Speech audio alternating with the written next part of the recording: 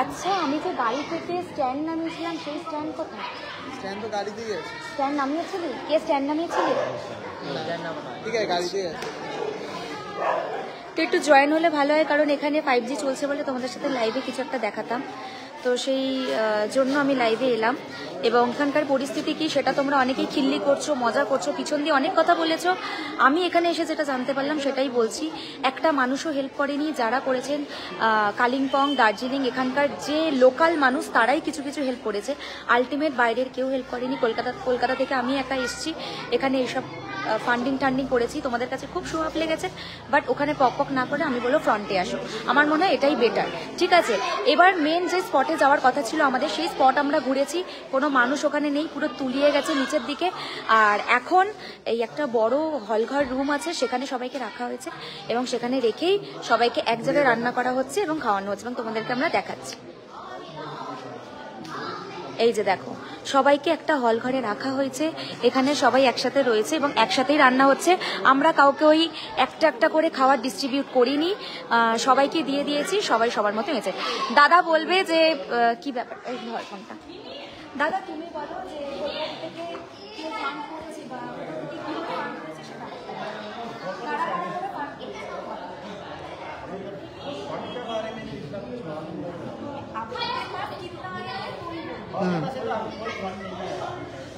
কলকাতার থেকে কিছু আসেনি, ঠিক আছে।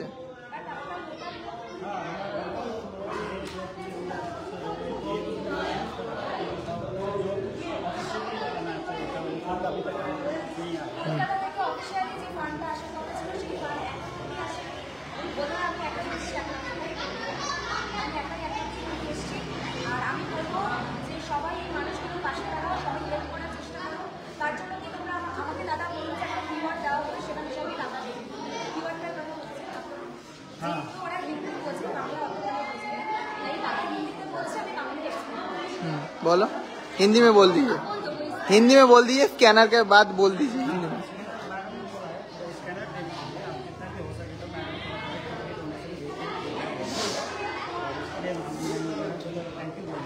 রিলিফ ফান্ডের স্ক্যানার পাবে তোমরা, ঠিক আছে। হ্যাঁ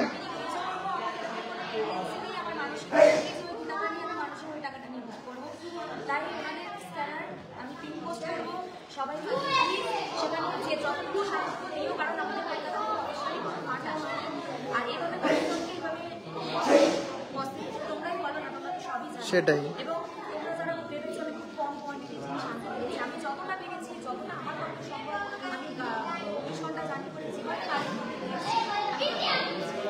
দেখো তাদের দিকে একটু তাকিয়ে তোমরা একটু স্ক্যানার করে দিও, দেখো তাদের কি অবস্থা, দেখো তারা বাড়ি ঘর নেই, মানে এরম ভাবে এখানেই আছে।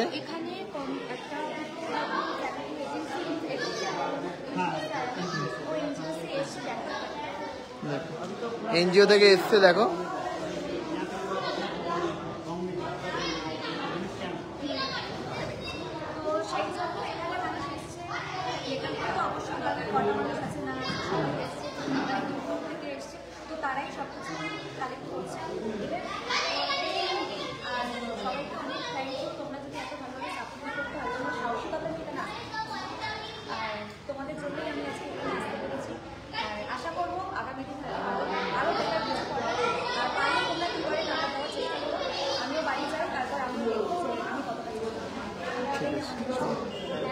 Thank you.